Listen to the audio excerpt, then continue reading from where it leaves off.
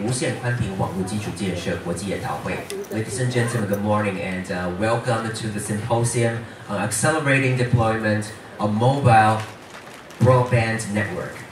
我们今天呢会议探讨的其实是跟一般视听大众非常切身的议题哦。为此，我们为各位邀请到国内外的专家来分享他们实务的经验以及国际最新的趋势，希望呢能够进一步的加速在地服务的推展。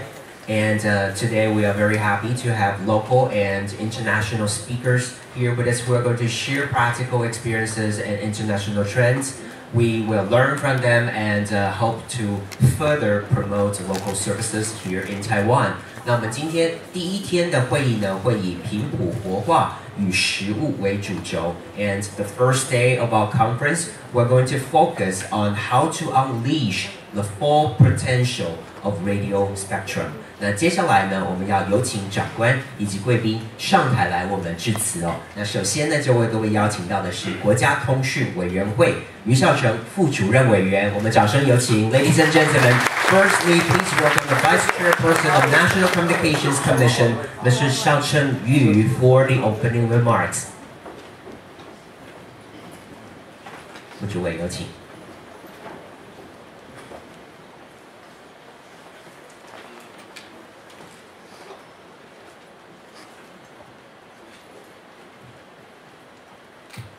Ladies and gentlemen, for the benefit of our international speakers, please allow me to use English to say my welcoming remarks.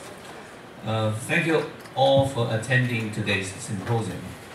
We are very happy to have MOEA and the III as co-sponsors to this important activity.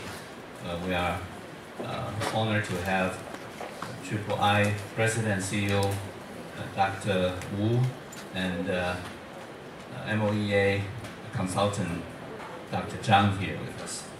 We are especially honored to have distinguished speakers from Mr. Summerline from FCC, Mr. Garnett from Microsoft, and Dr. Hu from Institute of Infocom Research, Singapore, here with us.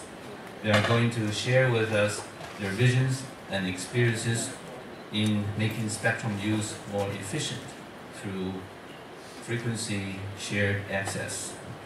We also have invited the leading scholars from Taiwan University and Jiao Tong University to present to us their latest research progresses and experiment findings in this field.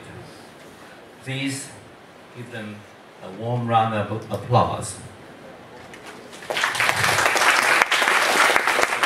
And let's start today's exciting program. Thank you very much.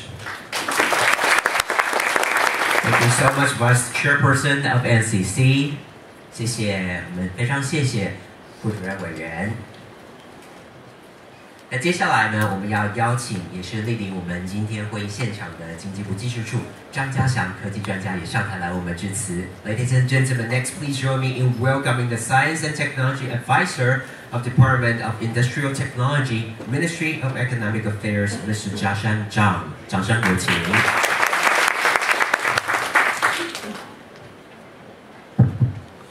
于副主委，好，那吴局长。Mr. Summerlin from FCC, and Mr. O from SPR, and also Mr. Garnett from Microsoft, 还有我们的李董事长那蔡教授作为先进同仁，大家好I'm pretty happy to attend this symposium today because the spectrum usage, I think that is pretty crucial to the mobile broadband development. First of all, we see we are really short of balance. The traffic increase of mobile devices increased almost 50% per year. So that in 2020 we will gain almost 1,004 of traffic compared against 2010. And we really have to see an empty slot below 6 or below 15. So what do we do? Even the microphone, the PMSC have to use cognitive technology. So what do we do?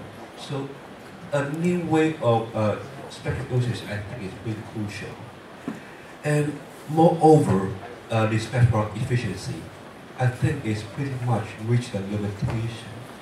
So in the 5G development, people are much more focused on the system technologies.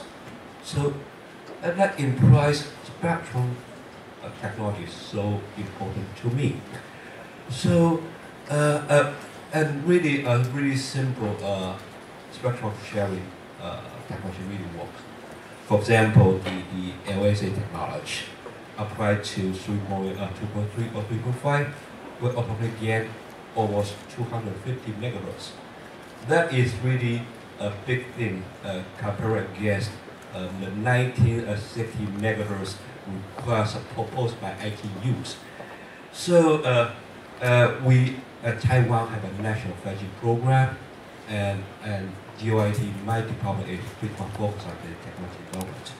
So we understand the importance of spectral technology, and we like to see those innovative spectral business model as well as technology. Thank you all. Thank you. Thank you very much. Mr. Zhang, 掌声，谢谢。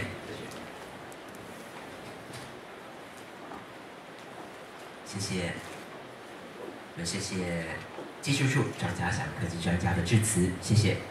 And next, we would like to welcome the President of Institute for Information Industry, Mr. Ruibei Wu. 那接下来呢，我们也掌声有请财团法人资讯工业策进会吴瑞北执行长为我们致辞，掌声欢迎。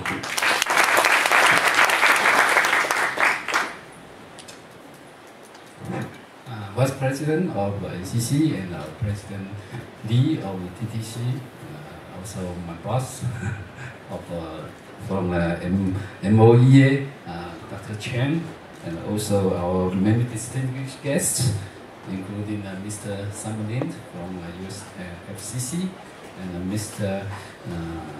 Garnett from Microsoft, and colleagues. Professor Chai from NTU and Professor Wu from NCTU and other speakers. Ladies and gentlemen, good morning. Yeah, actually, as the president of III, the Institute for Information Industry, it's my great pleasure to welcome all of you to join this workshop. And the purpose of the workshop today is to promote the application and usage of the radio spectrum in Taiwan. Allow me to say a few words, to take more time to say a few words about that, because my expertise in electromagnetic wave, and also the III has been very proud in leading the DSA dynamic spectrum access technology in Taiwan for several years. Actually, there is a very historical revolution happened 150 years ago. That's a James Clerk Maxwell published a paper on the dynamic theory of electromagnetic field in 1865, and predicted the existence of the electromagnetic wave. Also, very few in Taiwan they celebrate this event, but his prediction actually had changed everybody's daily life in the world. Heinrich Hertz validated his theory about 12 years later, and then many pioneers, including Guglielmo Marconi, demonstrate the applications in the wireless telegraphy in 1901. So actually, which later becomes today's wireless communications. So actually, according to the prediction by Maxwell, the resource of the spectrum is enormous. It can be applied at any place, anytime, at any frequencies. So actually, it's 5 dimensions. Some experts will say that it's 6 dimensions, because we can utilize the spectrum at any space, anytime, any frequency, and even at different polarizations. So And I also like to say that it's also very precious. 3 years ago, the Taiwan government released the spectrum of about 135 megahertz for the open bid for the 4G commercial usages. The procurement of the spectrum has turned out to be around $4 billion. In less than 2 years, actually the 4G penetration is already exceed 10 million. You might know that it's almost half of the whole population in Taiwan. So actually you may also hear from the announcement in the newspaper that the Taiwan government has announced to release the second round of the spectrum bidding. Now, this time is about 2.5 and 2.6 gigahertz with 190 megahertz in total. I don't know what will be the final bidding price for this spectrum, but I believe it will be a big amount of the procurement price again. And also, it will have a great help to Taiwan's financial status. However, we should not treat, because today is very important, we have a very leading government officer here. I personally, think we should not treat our spectrum only in that way. The spectrum is actually a natural resource endowed to the people, and some of the underutilized part should be released to the public for the free and the coordinated usage. Let me share with you a story in 1912. This is not because the 1912 is the year that the Republic of China was established. It's also not because that is the year we have the tragedy of the Titanic. But due to the Titanic, some people attributed this to the interference of the radio wave. So, in 1912, at the year, the U.S. Congress issued a so-called Radio Act of 1912 to demand or to mandate that all the radio stations should get the license of the federal government. All the amateur radio stations can be operated only for the frequency range higher than 1.5 megahertz. And due to that, ironically, this is a great event in history, because people from that get this great discovery of the so-called ionosphere. And it can be used for the much improved communication capacity and efficiency for the frequency in 2 to 30 megahertz. That's called the high frequency band. And actually, it later becomes the most useful frequency range for the defense purpose. And also, we know it also spawns the usage or even higher frequency range, like the VHF and the UHF for so-called broadcast and the television applications.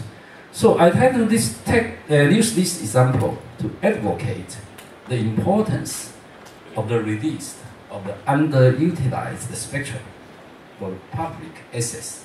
I think it is the basis and the cornerstone of the technology innovation, which can benefit all the human beings. So several advanced countries in the world, including like the UK, US, and Canada and Singapore, has adopted this idea and aggressively promote the innovation and application of dynamic spectrum sharing technologies. So the geolocation basis has been established for the DSA usage. And also many countries in Asia and Africa, they already use this one to bridge the remote area by using this TV white space as the digital dividend. So I'd like to take this opportunity to thank the great efforts for my colleagues, my long-term colleagues, Professor S.C. Chan, and his team to organize this great event. And also I'd like to take this opportunity to thank the kindness of all the invited speakers. In today's symposium, the formal activity will include in the policy execution and the technology aspects of dynamic spectrum sharing, and also followed by a panel discussions with respect to Internet of Things. In addition, there will be some demos regarding the domestic dynamic spectrum sharing technology from our so-called pilot group member. We have established a Taiwan ESA Dynamic Spectrum SS pilot group last year, and many countries joined us to promote the advancement and also applications and also pilot trial of this technology in Taiwan. So I would like to take this opportunity to thank the NCC and also MOEA for helping us about the frequency utilization applications of TV wide-space band for pilot trial. So let me, the last but not least, we hope to promote the development with regard to TV wide-space and also other dynamic spectrum sharing technology like DSP. And we hope that more people can be engaged in the related industry.